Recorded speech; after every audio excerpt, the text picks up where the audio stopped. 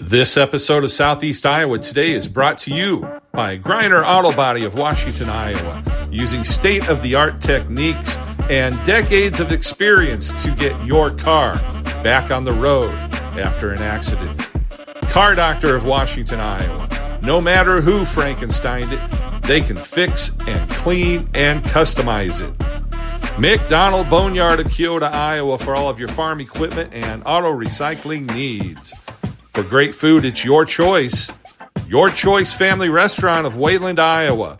Open Tuesday through Sunday. Try the John Bain sandwich on your next visit.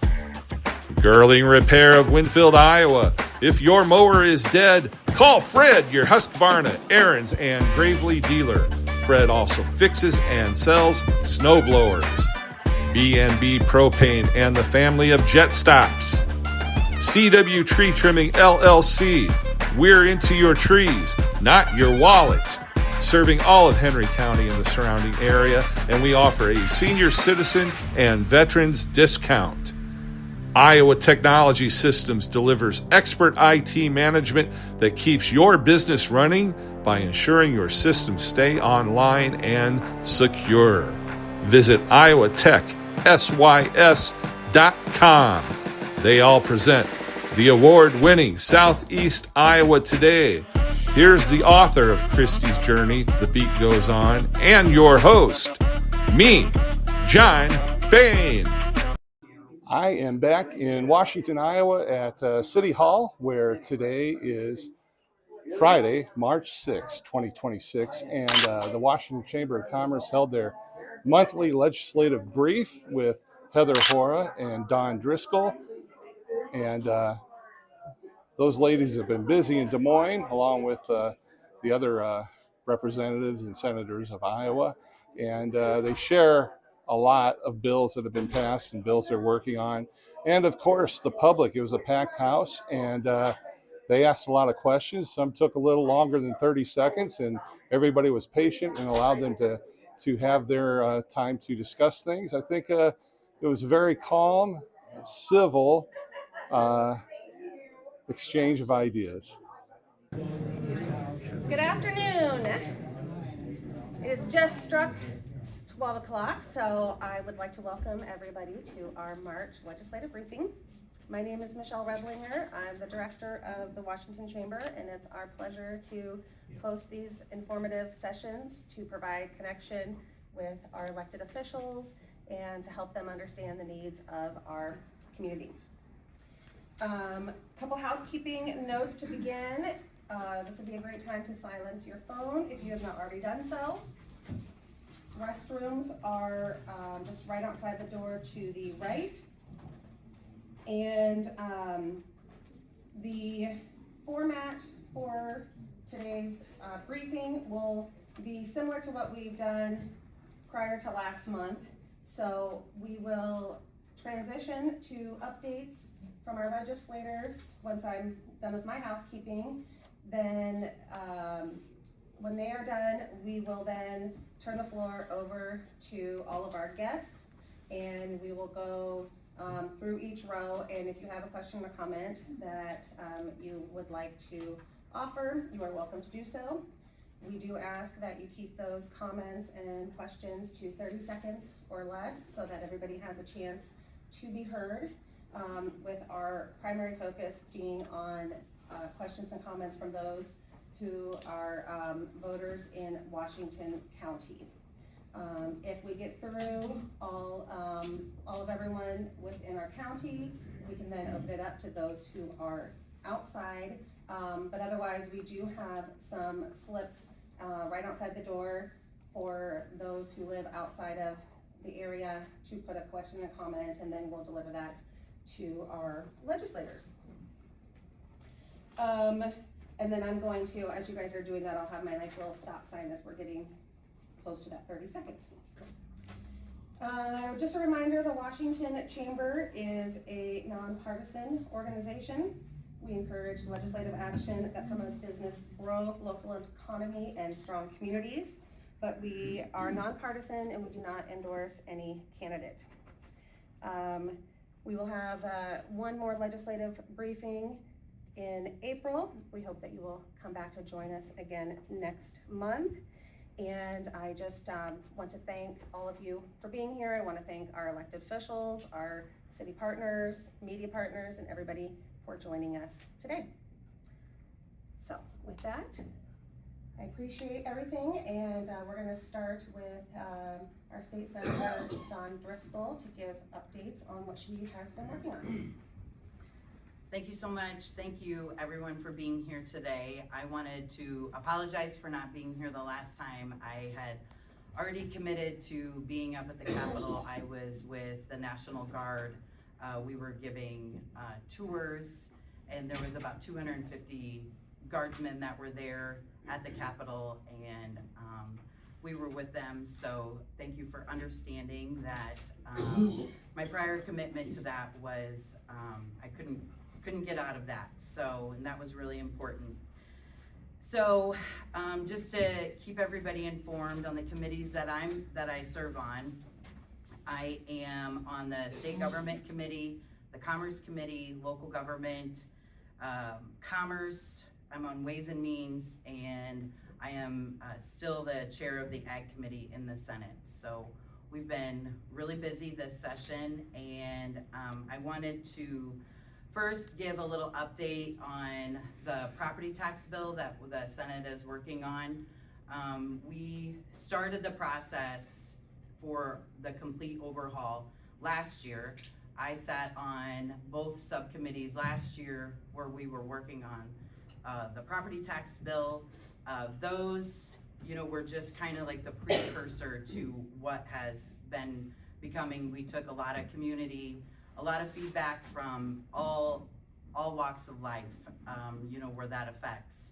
And I will say that our chair of the Ways and Means Committee, he has spent many years working on this. And so the product that we put out this week, we actually had a subcommittee on it, and I think our subcommittee was over 2 hours long. It was a very large and lengthy conversation. And just to give you a little bit of information about what it is, because there's actually three proposals out there. The House has a bill, the governor has a bill, and the Senate has a bill. And our Senate property tax bill has a goal of pursuing property tax reform, and is to completely overhaul a broken system that Iowans can no longer afford. As property taxes have climbed higher and higher, Iowans have been looking for some relief. While we've worked to address property taxes in the past, Iowans have still come to the legislature asking for help.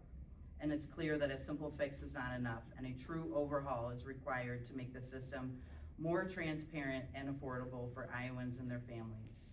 And I will say, I think that is a part of all of our conversations, is making the property tax information for property taxpayers easier to read, because they're very complicated, and I think that's something that everybody can agree on.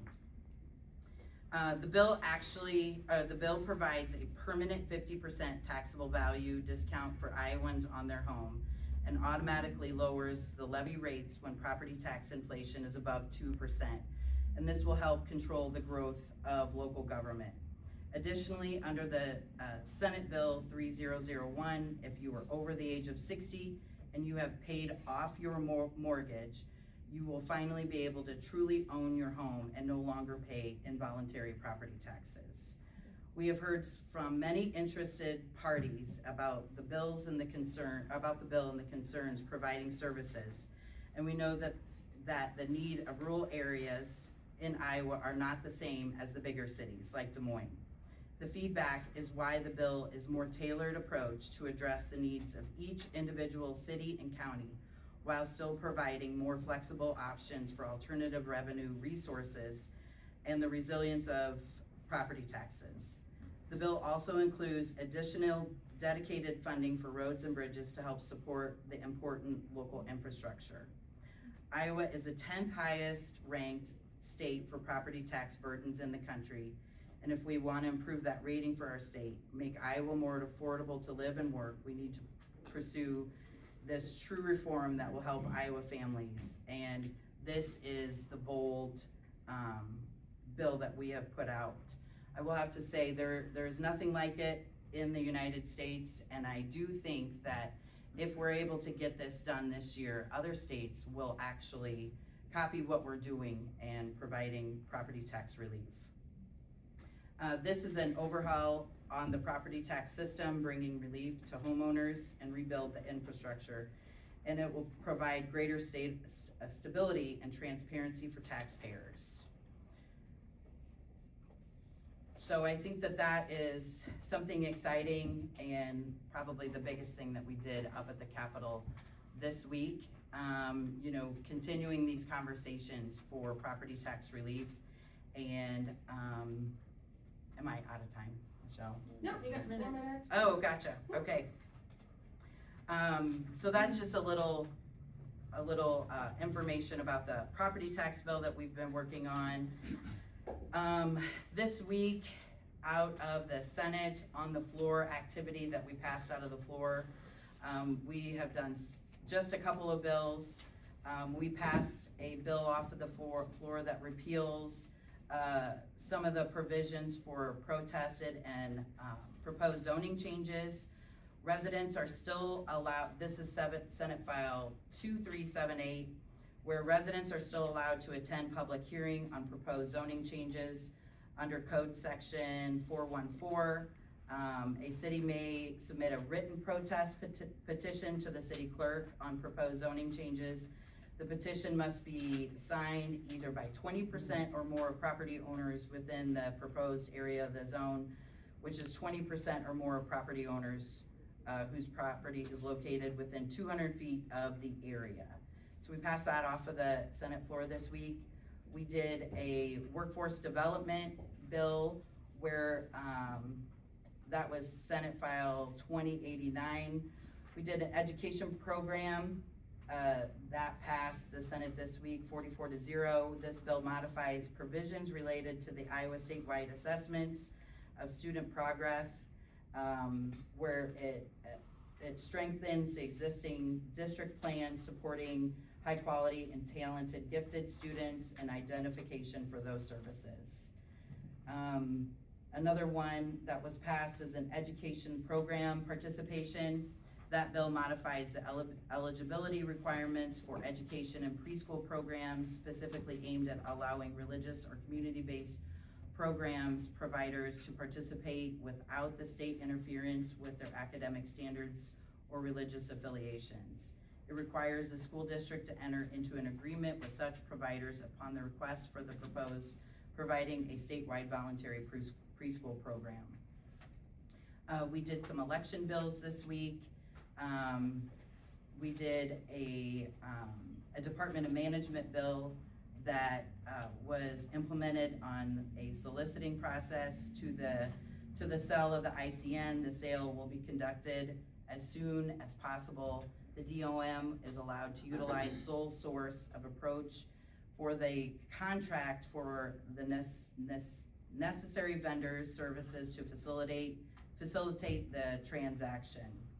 We also did some housing and zoning ordinances. This bill prohibits county boards of supervisors from restricting the construction or development of residential buildings other than for safety or the life of the property. Under this bill, the residential building means that any single family or multi-family residential dwelling includes a single family and 2 family dwellings or townhouses and apartment buildings with a maximum of 12 units per building, and all secondary structures to a single family or multi-family residential dwelling. We did an employer file audit.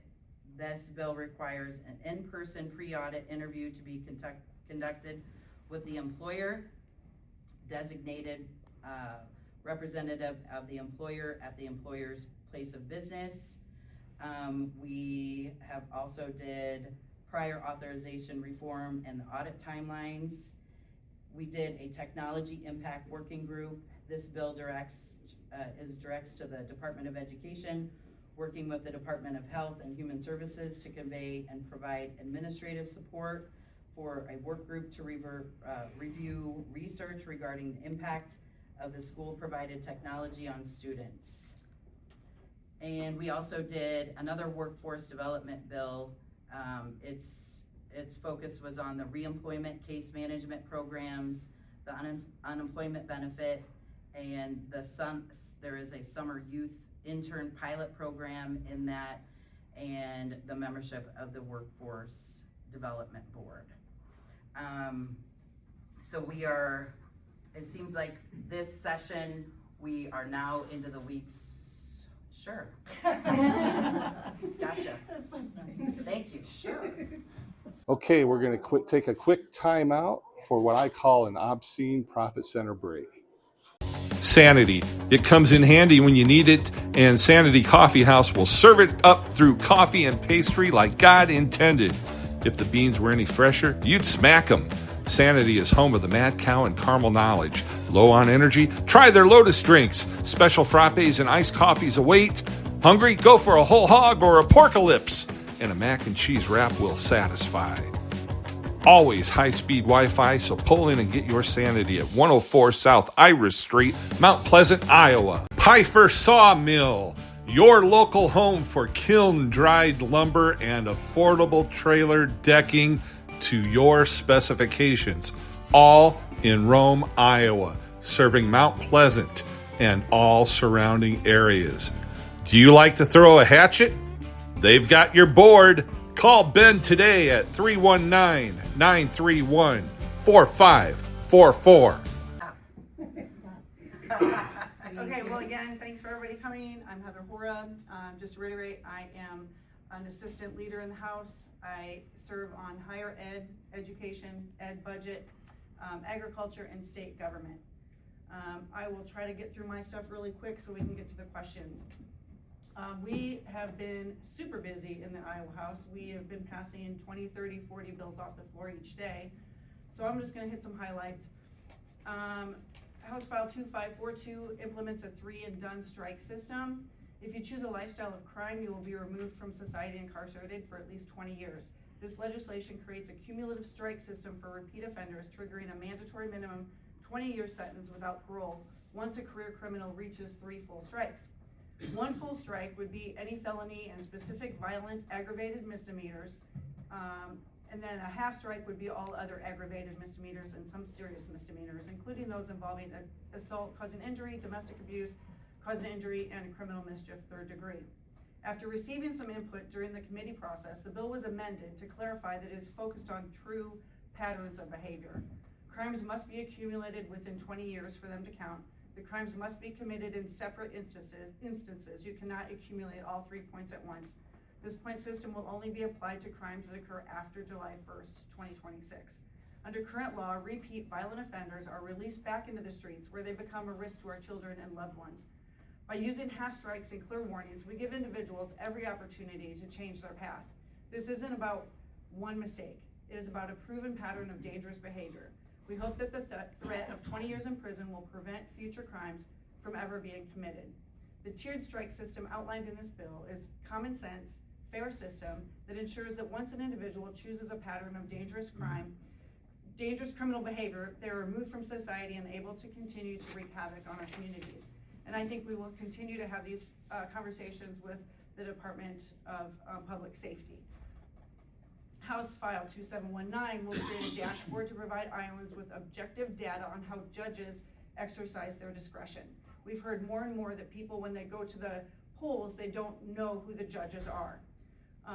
So we have where they show the frequency in which a judge's decisions are overturned by higher courts for legal errors, efficiency and how quickly a judge rules on motions and cases.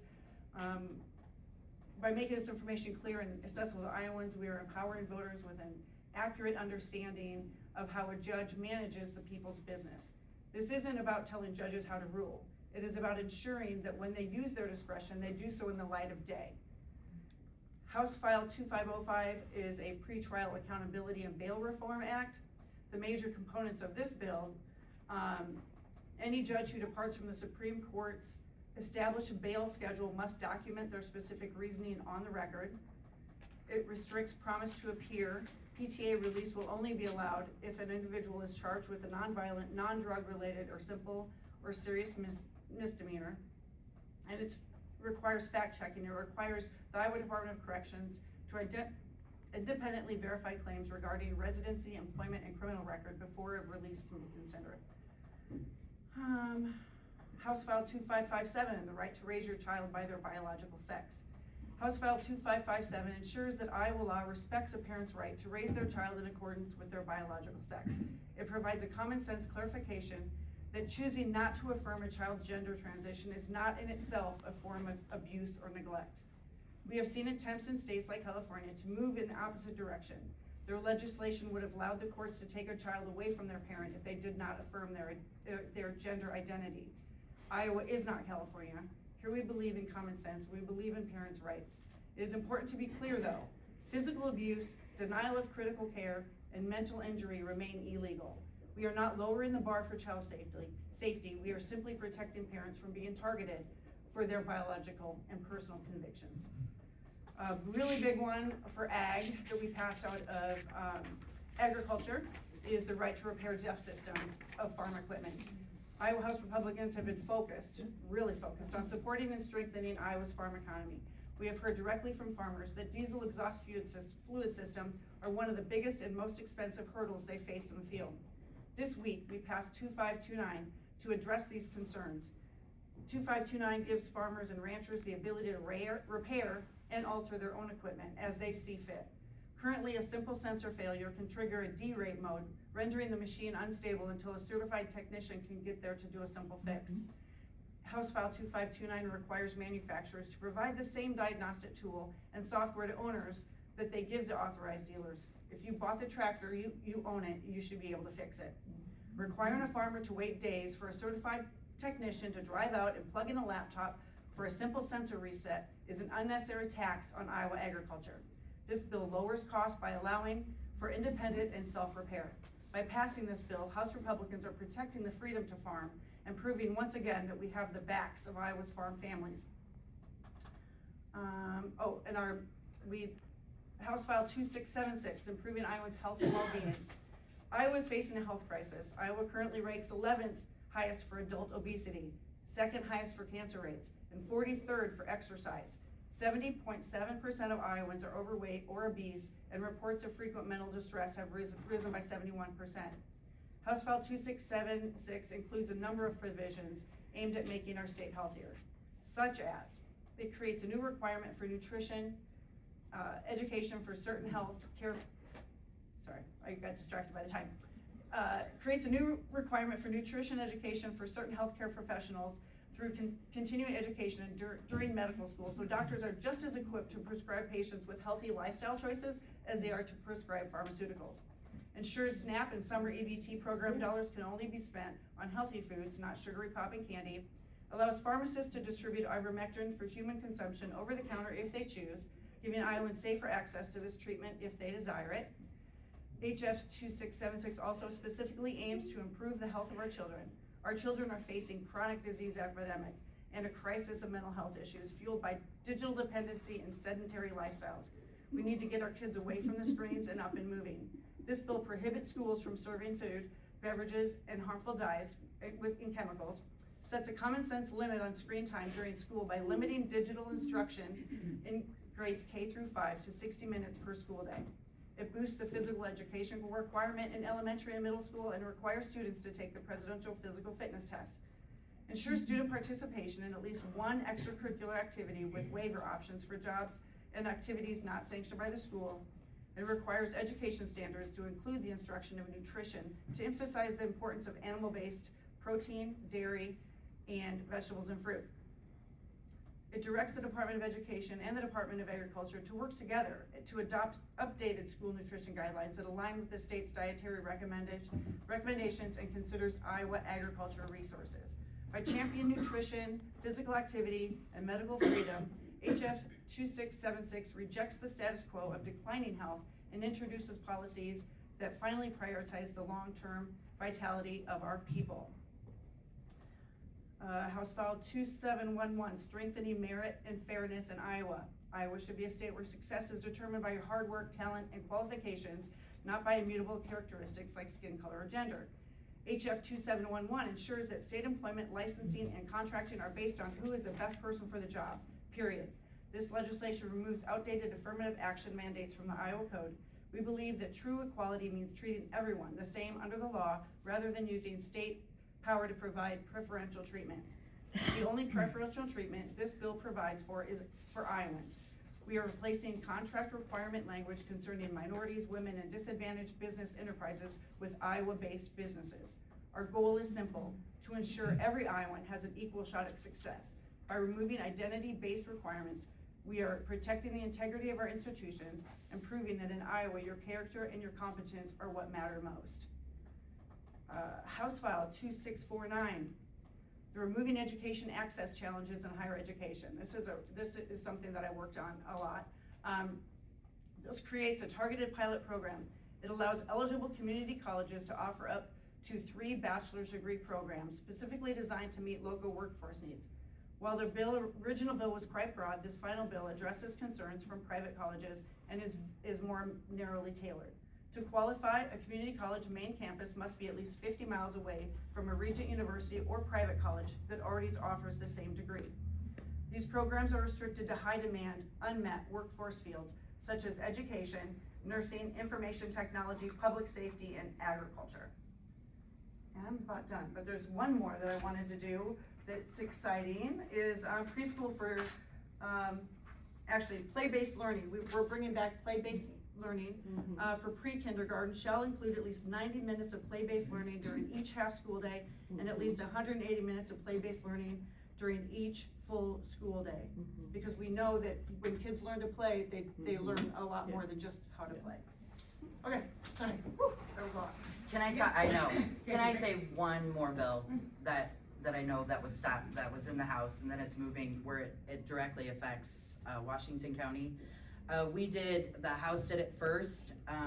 They did a bill for physicians at the University of Iowa. They have a non-compete for physicians. It's a 50-mile radius.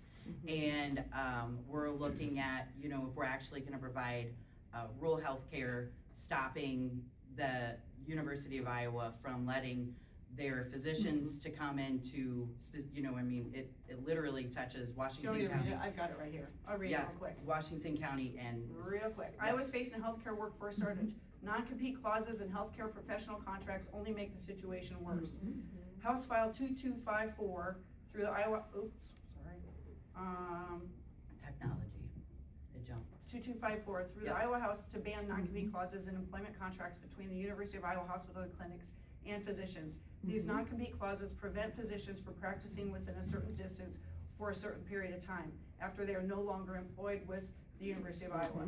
This results in physicians being unable to practice or having to leave the state in order to do so. By ensuring physicians can continue to practice immediately upon leaving their positions at the University of Iowa, this bill will help keep specialized doctors in Iowa ready to see patients who need them. The bill is a good start and a step in the right direction to keep doctors in Iowa. Thank you. Okay, so now's a chance for our public to ask a question or make a comment. We do ask that you keep it to 30 seconds. Ask your question or make your comment in a respectful, productive manner, and try to eliminate some backstory so we can just keep moving through and everybody gets a chance to be heard. I will do my best here. I'll probably get your stop sign here, so I'll try to keep some awareness on timing going. And with that, we can start here with Danielle Pettit-Majeski. I know last month there were some challenges in being heard, and we're working through some technology issues to try to get our microphones to work through the speakers. But until then, we just ask also if you can speak clear and loud, and appreciate your help. Thanks for your time today. Just wanted to follow up on the conversation we had last month about House File 2171 about the K through 12 vaccine requirements. I know we have a difference of opinion in how we think vaccines work, but I did want to point out some information, and I will provide this data to you. But with the reductions of immunization rates, we are anticipated to see $1.5 billion in additional costs by 2030 if we continue to see our rates decline. $40 million in direct medical costs, $947 million in public health outbreak resistance, and $510 million of productivity and missed work costs. As what we saw in Texas, about every single one of those cases of measles cost about $75,000. And so I think if you are going to privatize the decision, you need to privatize the cost. Thank you. Thank you so much. Next. On Tuesday, the House passed HF 2292 that would improve vital services to double the number of inpatient psych beds in state mental health institutions. The mental health care in Iowa can be called a logjam or revolving door because there are not enough places for patients. Patients go from hospitalizations to homelessness. There are not enough places for patients. Okay. If the bill passes, the Iowa Department of Human Services will need to ask the federal government for a waiver of the Medicaid institution for mental health disease exclusion. Is the Iowa Department of Health and Human Services going to ensure this waiver is applied and received in a timely manner? And if passed, there will need to be extra hired staff. How are you all planning on funding this? Well, the bill requires that the state double the number of inpatient psychiatric beds at each state mental health institute and to apply for the waiver of the federal IMD exclusion. So yes, they will be applying for it if the Senate takes it up and passes this same bill. They will have to. How are you gonna fund it? How are we gonna fund it? Well, let's see. The waiver estimated costs are Cherokee full-time positions. Let me just read this out, I don't know. I mean, it's great. Well, It's great. Well, I'm sure we're gonna fund it if we're gonna pass it. I just don't know what you're asking, how much federal money we're gonna get? Is that what you're asking? I'm asking where the dollar's gonna come from. We will get the dollars. I will tell you that. Okay, I'll mark it down and make sure that that happens. It says the DHHS is estimating a one-time infrastructure cost to be $5.7 million at Cherokee MHI and $10 million at Independence MHI. Starting in FY 28, DHHS is anticipating ongoing FTE costs with some offset to be increased federal support following IMD waiver approval. So we're expecting some support from the feds, and sometimes our what LSA gives us for the amounts, that's what we're gonna have to go with. So we knew that going in before we passed the bill. So the magic one, okay. Okay. Next question or comment? And you are welcome to say pass. Pass. Okay. Pass. Hi. In 2024, at the precinct in Ainsworth, Iowa, we had Nora precinct come to our precinct, from Crawfordsville.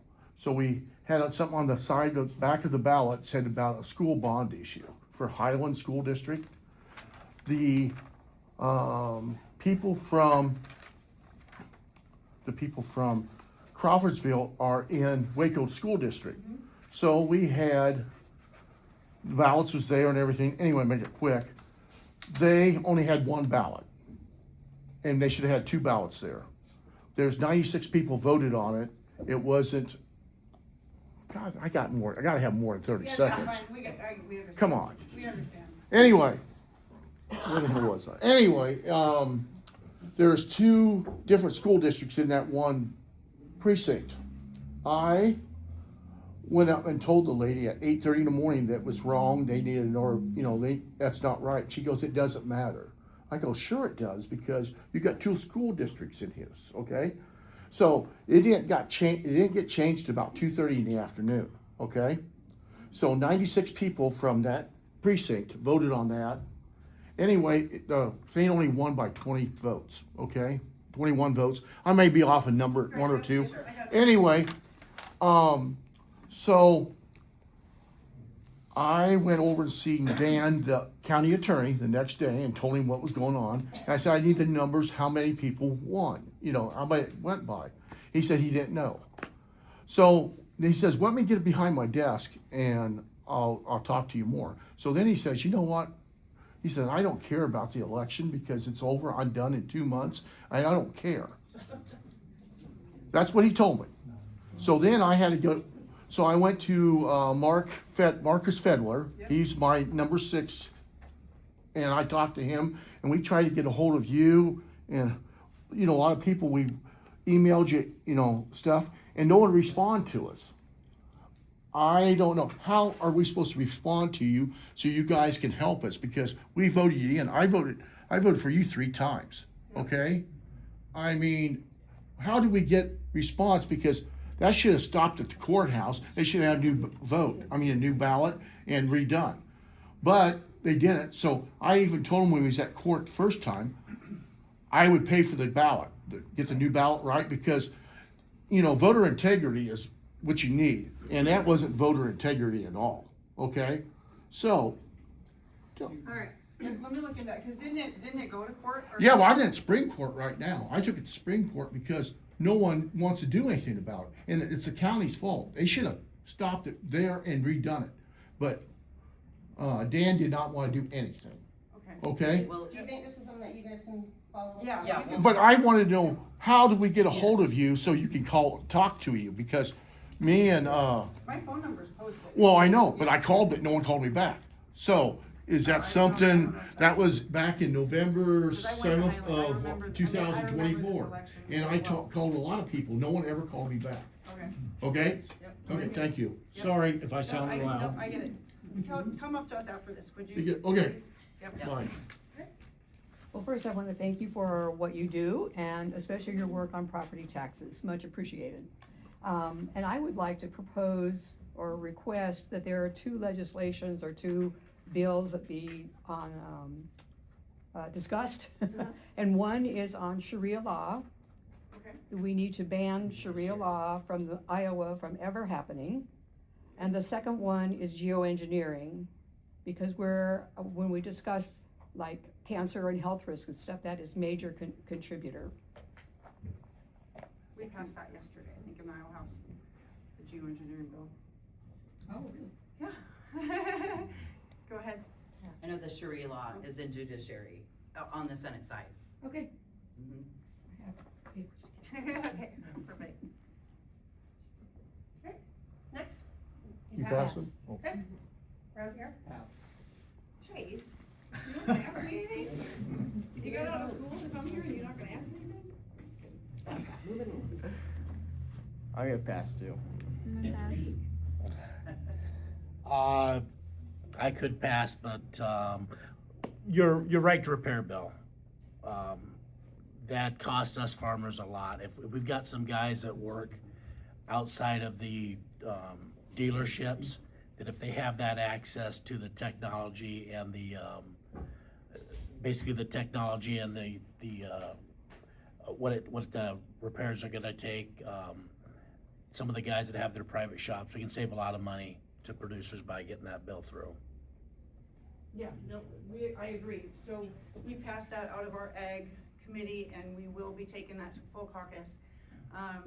Just to give you an example of someone in our district, when I spoke to them about it, he has the ability to hire someone that has experience with the technology that we're talking about.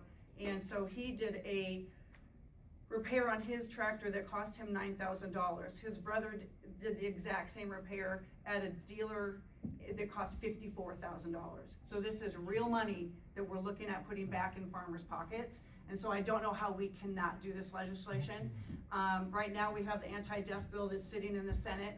And then we're just gonna kind of wait and see what happens with it. And then we'll run that right to repair bill through the Iowa House and send it over.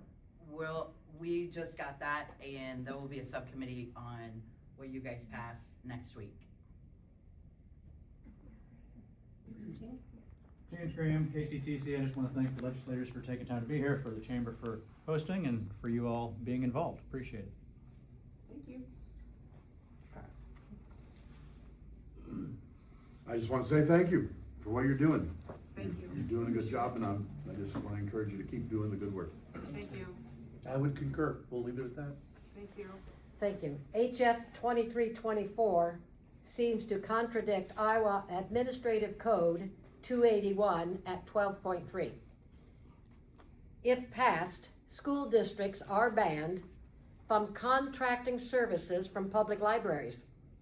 Des Moines Metro and Linn-Mar, among other districts, do not have libraries in all their buildings. In Des Moines, for instance, there are over 12,000 junior and senior high school students that rely solely on their public libraries. Can't even read my writing.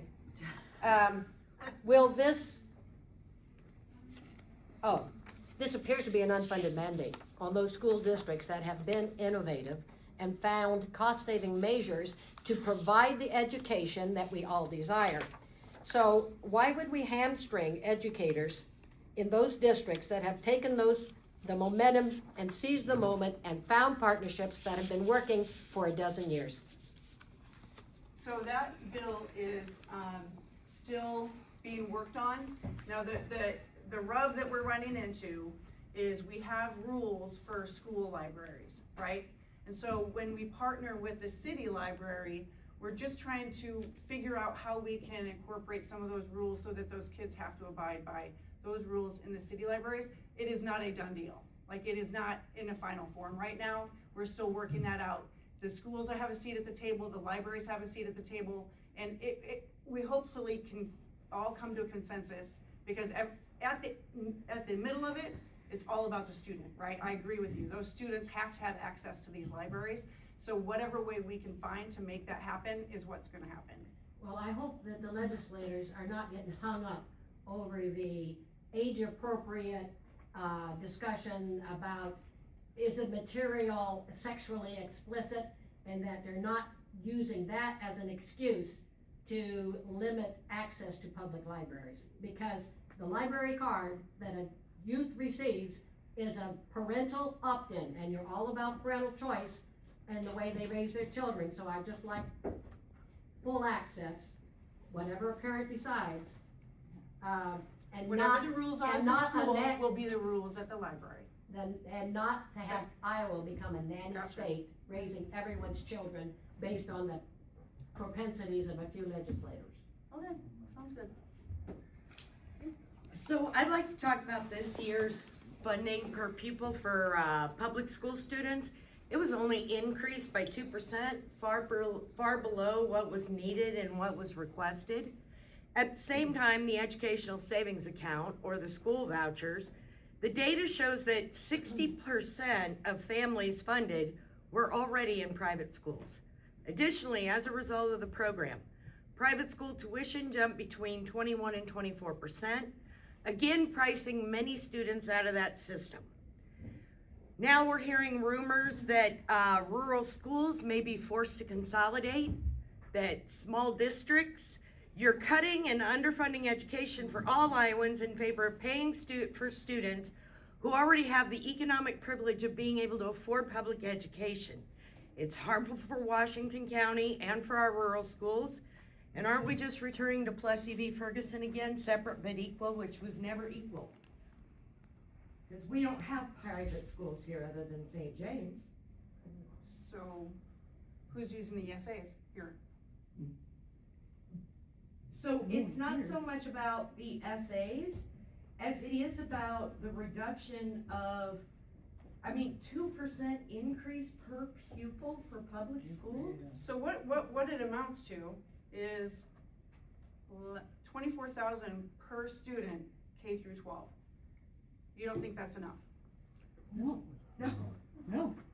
To educate a child for however many months of the year? Okay. No, inflation's higher. Okay. Well, I would love to respond back to that Well, I don't know, what do you consider fully funded?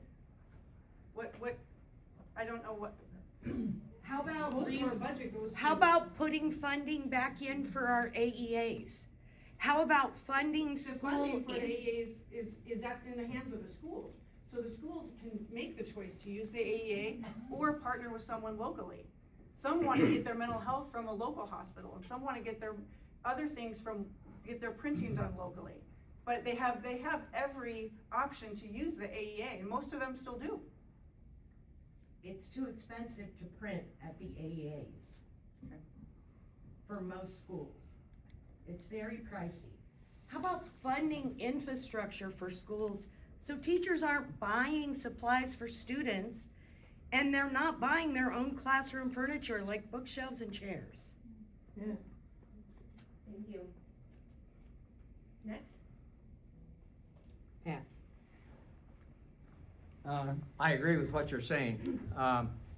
You continually underfund education, you're gonna run it into the ground, which might be the reason. I guess a question to ask is how much do we send for vouchers? What does someone get for a voucher? What's the amount of money? We don't have vouchers, we have savings accounts. So the Pardon? parents get. No, vouchers for public We don't spend education. anything on vouchers. We don't have any. Vouchers for private education. What do you pay? Semantics. Yeah. Over 7,000. It's over 7,000, isn't it? It's almost 8 now. Is that right? Yeah. Didn't they increase it? Right. What And for? But also the public schools get $1,800 I'm not talking that they about keep public schools, I'm talking about the for not vouchers. having a student that they Do have. away with the voucher system. Are we, 60% of the state doesn't like that. You're aware of that, aren't you? You do know that. I disagree. Well, you can disagree, that's fine. Also, there was something floating around the legislature about the city councils taking care of the regulations for libraries. We just talked about Is it, yeah, I know, is it still there or is it gone? Is that part of something? I mean, it's still a live bill, yeah. Yeah, I'd say keep your nose out of the public libraries. Let them make their own decisions. They'll do fine. Well, you just took my thunder away. I got more. I'm a library board member for Kelowna, and I disagree with that bill, not because of, well, let's put it this way. It adds additional duties to a city council where 90% of those people never attend the library or even care about the library. You have board members that they made a choice to be a library board member. And the fact that part of that bill talks about, oh, okay, just one more. Part of that bill talks about adjusting or about the right type of literature in that library. And if somebody doesn't do it right, then they can lose whatever they lose. I can't remember all that, Bill, but I think legally there's something about censorship, and anyway, I think it's wrong. I think you should just cut it out because the city council's got enough to do. They don't need this also. Thank you. Next. I was a public librarian and a library director for 25, 30 years in Iowa. I'm retired now. I was the director of Marshalltown Public Library. We were one of the first libraries to start that school library partnership. We had lots of people that were new English learners in Marshalltown and didn't know where the library was, would never have occurred that there was a library until we had that program. Really, parents should monitor the books and other materials that children read, not the libraries. They're not the censors here. And I always ask my children, what books, what are you reading? Let me see the books you've checked out. And then I discussed whether I thought they were appropriate or not. It's the parents, not the public libraries, that should be choosing for their children. Or the state. I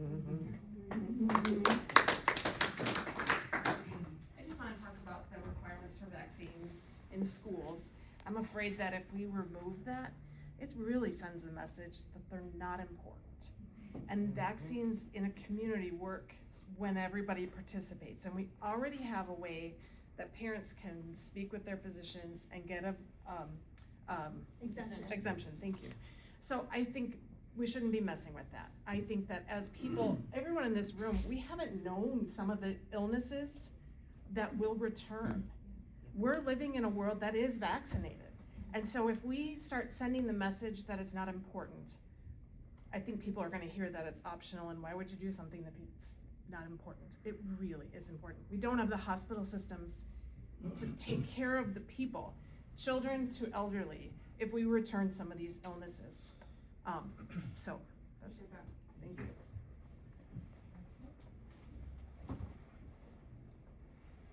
I just had a follow up on the vaccine thing. I think we also have to keep in mind that a lot of our teachers are young women of childbearing age, and if you choose not to have your child immunized against, say, like measles, and they come to school before you really realize, and we have a pregnant teacher, you know, we have some problems there. Yeah, I mean, we could have children being born without hearing, and I mean, there's a lot of damage that can be done there. Thank you. As you mentioned earlier, our cancer rate is somewhat high here in Iowa. And I was wondering what's being done about it. My neighbors, I have 2 neighbors whose water has tested positive for bacteria. I'm gonna get mine tested real soon because I wanna know too, but what is being done about it? Do you wanna take one? Yeah, this is what we've done so far on the Senate side. We talked about the $209 million for rural health trans funds. These funds will support efforts to expand the cancer prevention and screening and strengthen the healthcare workforce. We're reducing the administrative burdens on providers so they can spend more time caring for patients. A portion of that funding will also support programs that will help the youth and the families access needed services. Something else that we have done, you know, we are still working through a lot of the legislation, you know, as far as funding. Last year we put $1 million into, you know, additional cancer research, and I would assume that there's something in appropriations to continue that. I don't serve on that committee, but you know, we're working on getting stronger legislation, you know, through HHS. Heather and I don't serve on HHS, and like we're just starting through the process of those bills coming through the floor.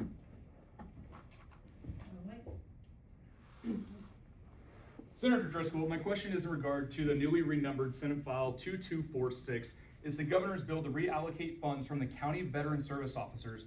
The American Legion is against this bill, and it has been since the introduction for a number of reasons. The one I want to focus on today is the bill is taking the $10,000 that's allocated for the county veteran service officers and turning that into $3,000, with the understanding that it could be put back to the counties based off an incentive program that is not public yet. The incentive program is based on, I'm gonna go through my time.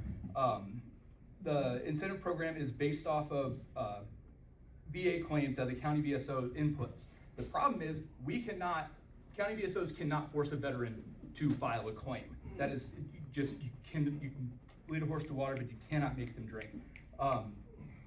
I'm not sure who's snapping at me. I hope it's not because that was good. That was good. The county VSOs do so much more than just process claims. They coordinate resources for veterans and get them help that goes far beyond healthcare at the VA. Ma'am, I speak on behalf of the 271 Legion members in Iowa County, the 629 Legion members in Johnson County, and the 136 Legion members in Washington County, and that includes the 108 members in Washington Post 29. The bill is bad for veterans. It's bad for county veteran service organizations throughout Iowa, or veteran service officers throughout Iowa and is taking money out of our county. My question is, when this bill comes to a vote, will you follow the view of the veterans in your district, or will you follow along with the governor? I actually spoke to, I happened to be walking out right before they did the committee vote on that, and spoke to a lot of the American Legion members that were there. And they were talking about how, this is bad legislation. It has not came to the floor yet, and I think that they're still working on it. But as it was introduced, I probably would not support that, because so many people have reached out for that legislation. And I don't have that bill in front of me, but I know that there is a lot of work that is still being done on that, and I think that it does need a lot of work before it passes. On that, Sue Ridge, Thank you for not supporting. I'm sorry, we're gonna keep moving forward. We've got people that have not had a chance. We've got 10 minutes left. Thank you. Zach? I just appreciate you being here. Thank you. Thank you. Yes, I appreciate you guys. Two things. Would Iowa ever consider dropping non-compete clauses for the I would. workforce? Because, with 2020 increase of cost of living, I just think that those need to be dropped statewide. And then also, with water quality, we're trying to get more ponds put in for farmers around here. We need help with engineering, so to get those things passed through. That was actually the non-compete discussion. That was a big part of this week. Because, the non-competes, they protect the employer, not the employee. And in different sectors, workforce environments in the state, there is a lot of workforce that non-competes, they can't even be with, they can't be, they're basically null and void anyway. And so I did reach some resistance in the workforce committee, talking about potentially introducing legislation next year even about getting rid of non-competes altogether. It's interesting, California, Oklahoma, and North Dakota don't have, they can't have non-competes there. And so I just find it interesting. And there's so many sectors of the workforce that you can't even enforce them anyway, but there's different sectors that you can.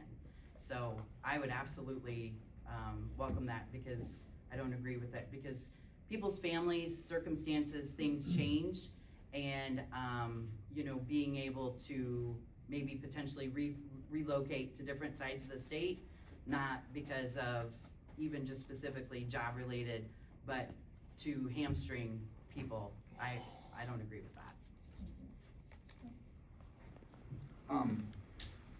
Immigrants are an important part of our community. Many of them live in fear because of the excesses of law enforcement.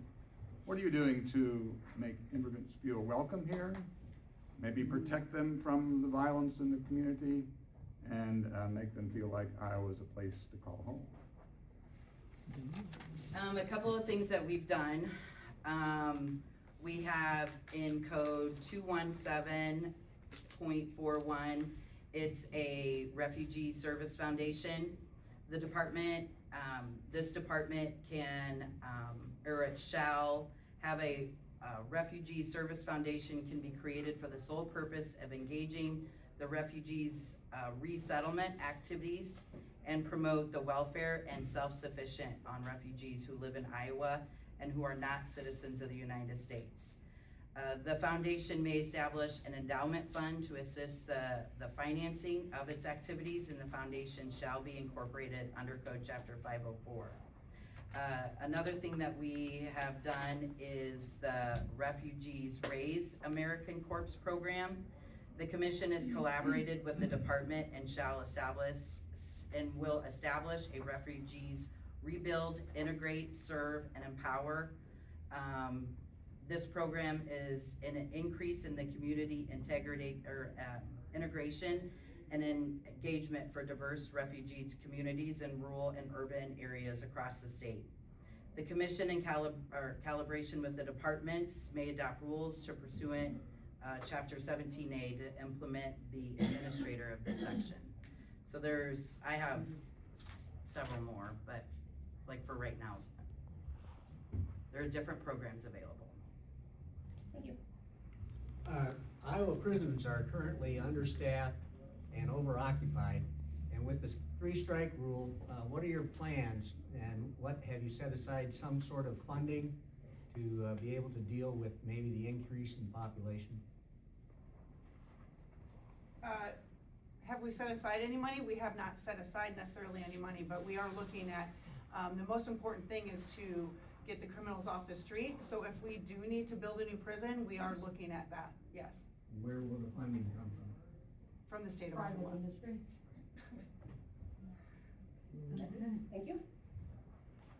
I came also to speak on House File 2622, and a lot of my points have already been made, and I thank you. City councils don't need to be in charge, because we have, all that, parents need to be in charge.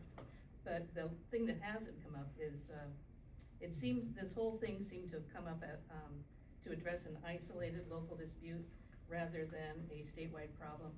So, let's focus on what's really important in the state of Iowa, not changing library board to city council. Thank you. I pass. Pass. Thank you for passing the guardianship bill, House File 2305, through the House. It's headed to your way on the Senate side. I know that they're talking more, about it. I don't have quite the number yet. The other bill I'd like you to make sure, Dawn, that you look at is the one that is the Medicare funding bill for the out of network providers for EMS. That bill goes through, you already are losing about $1,500 per EMS transport. That goes through, you're looking at that to be twice. So small EMS services aren't gonna make it. County services, gonna have to raise taxes, those property taxes you're trying to cut. So that creates a big, big issue. I printed off your email just in case you weren't here, and to talk about, the guardianship laws that have been passed. So this will be the year. After 4 years. Yeah.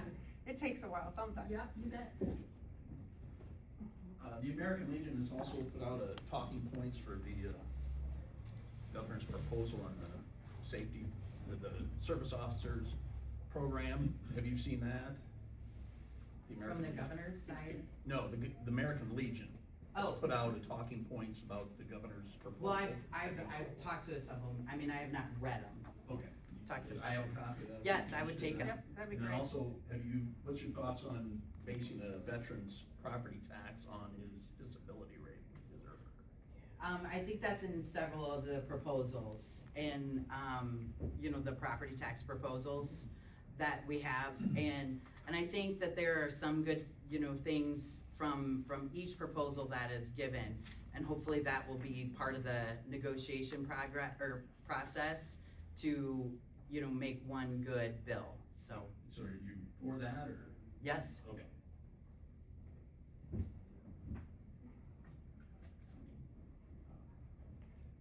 Can I find out about you said you're working on an election bill. Is this with the SAVE Act through this? Oh, we have several. Okay. Is there a reason why we're changing the elections? No, we're not with the SAVE Act. I think that's federal. That is federal. That's federal. All right. Yeah, But no. you said you were working on an election bill. Oh, it seems like we work on election integrity bills every year. We pass several of them, to make sure, the elections are safe, fair, for everyone to vote, so. Okay.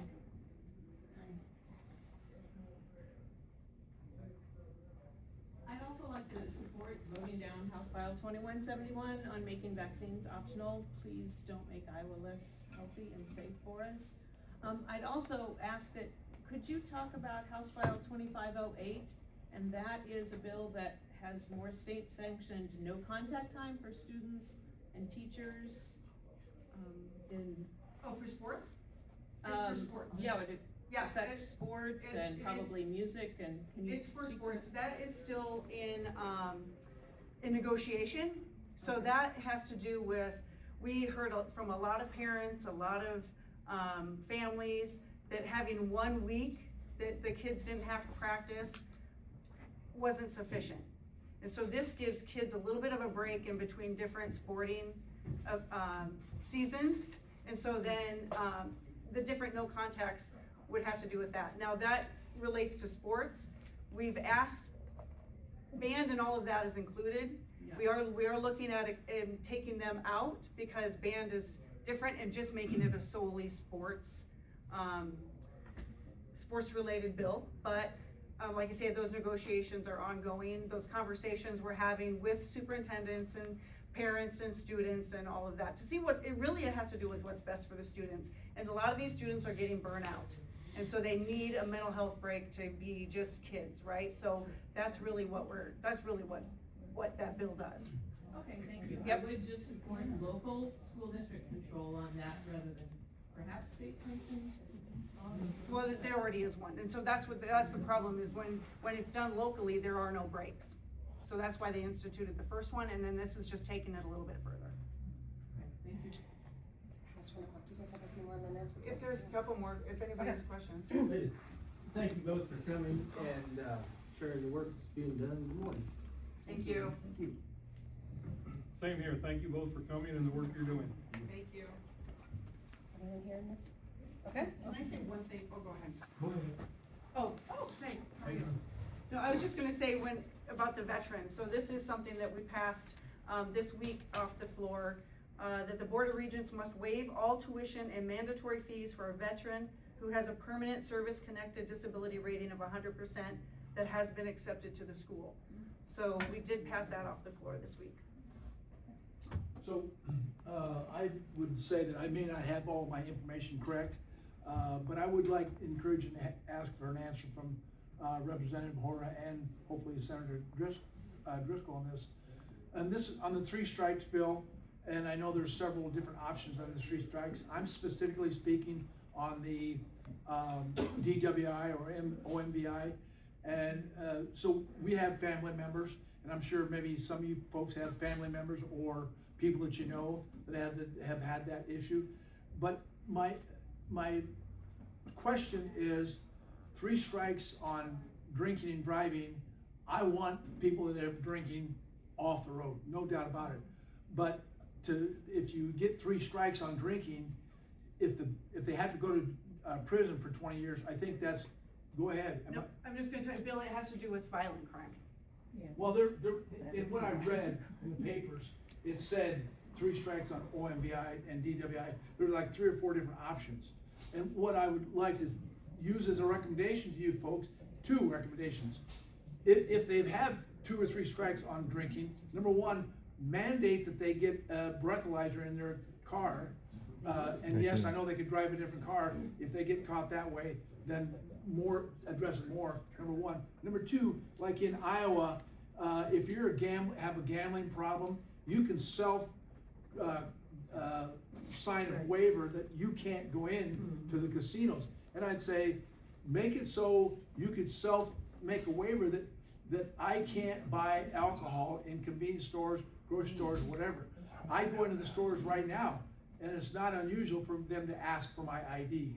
And I would say, I think there needs to be more work on people that have alcoholic problems.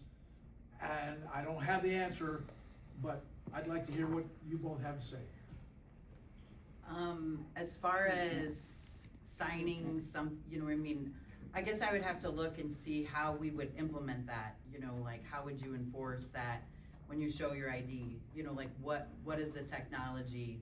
Like when you scan your ID, is that what you're talking about? Like when you Yeah, have somewhat, yeah. Well, how do scan- they enforce the casino when a person signs off that they don't wanna gamble, and if they go in there, they're in deep trouble? They have a database. Yeah. Well, all I know is that the alcohol thing was included in on 3 strikes. I will look at that, because on what I have says it is not. It was in the paper. So it says somewhere I any saw it, felony or on and the internet. specific violent aggravated misdemeanors, examples, sexual abuse, domestic abuse, assault with intent to cause serious injury with a weapon, and organized retail theft. All other aggravated misdemeanors and some serious misdemeanors, including those involving assault causing injury, domestic abuse, causing injury, and criminal mischief 3rd degree. So I will find out, Bill, but I have my as facts far as wrong. what is in our bill that I'm looking at, it doesn't address OWI. I'd like to see the alcohol problem addressed a little bit, some way, somehow. Okay, thank you. Thanks.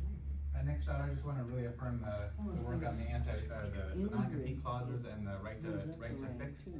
Both in kind of adjacent to monopoly breaking antitrust stuff. I appreciate when you all are doing stuff to kind of rein in corporate power. So we've got some common ground there. I want to affirm those kinds of things on behalf of consumers and citizens. Absolutely, thank you. As a cousin of someone who works in the prisons, I would encourage you to look at the staffing numbers. They're very dangerous places to work, and they have incidents all the time. And something else, marijuana and drugs are a lot stronger than they used to be, and I would encourage you again to look at the potential driving hazards with people who are using the new stronger drugs. Yep. Impaired driving. Yes, impaired driving. Yes, thank you. Good, thank you. Thank you for being here. Okay. Thank you all for joining us for our March legislative briefing. We appreciate all of the feedback, and hopefully we'll see you in April. Opportunities like this are so needed and appreciated. And for the folks that were not able to come here, I hope you've appreciated this episode.